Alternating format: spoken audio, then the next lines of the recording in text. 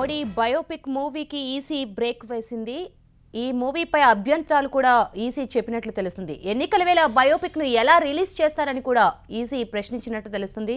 దీంతో ప్రస్తుతానికైతే మోడీ బయోపిక్ మూవీని విడుదల చేయడానికి అభ్యంతరాలు వ్యక్తం చేశారు. ఇక మొత్తానికి మోడీ బయోపిక్ సంబంధించి దీంట్లో వివేక్ ఒబెరాయ్ కూడా నటించినట్లు తెలుస్తుంది. ఇక ప్రపంచవ్యాప్తంగా రేపు విడుదల కావాల్సి ఉన్న నరేంద్ర మోడీ బయోపిక్ మూవీకి ఈసీ బ్రేక్ వేసింది. మోడీ బయోపిక్ మూవీ ప్రివ్యూను వీక్షించిన కేంద్ర ఎన్నికల సంఘం అధికారులు ఈ నిర్ణయం తీసుకున్నారు.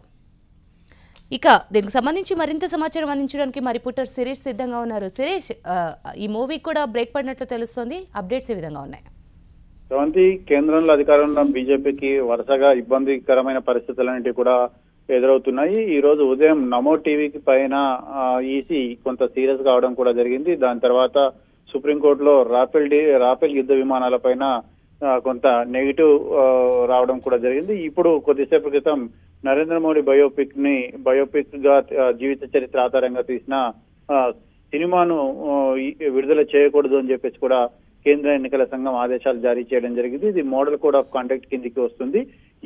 ఏదైనా ఒక సినిమాటోగ్రఫీ చట్టం ప్రకారం ఏదైనా ఒక సినిమా గానీ లేకపోతే ఒక లఘు చిత్రం లాంటివి కానీ అధికార పార్టీకి కానీ లేకపోతే ఏ ఇతర రాజకీయ పార్టీకి కానీ లబ్ధి చేకూర్చే విధంగా నష్టం చేకూర్చే విధంగా ఉండకూడదు అనేది కూడా ఈసీ యొక్క అభిప్రాయం.